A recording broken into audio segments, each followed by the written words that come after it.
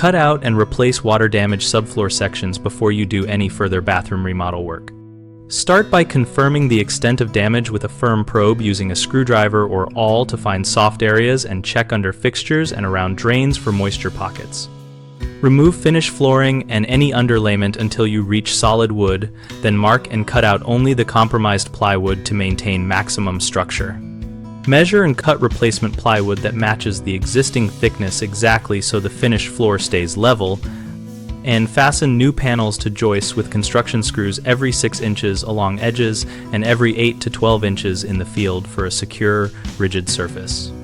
Before installing new decking, dry and vacuum the joist bays and apply a mold treatment to affected framing and surrounding sheathing following product instructions and allowing full drying time to avoid trapping moisture.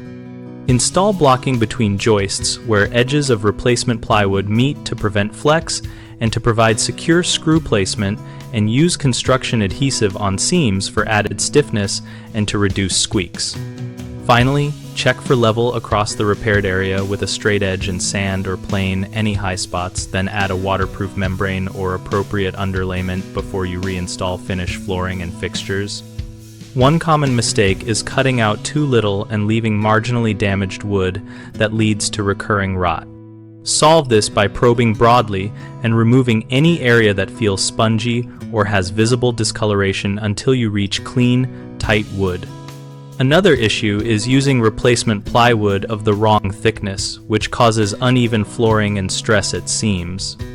Always measure existing panels and purchase or mill exact thickness, and use tapered shims only when absolutely necessary, then plane for a flush fit.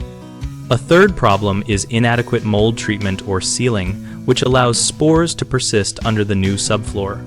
Address this by cleaning with a fungicidal product approved for structural wood, allowing full drying, and using a mold-resistant primer or sealant on exposed framing before covering.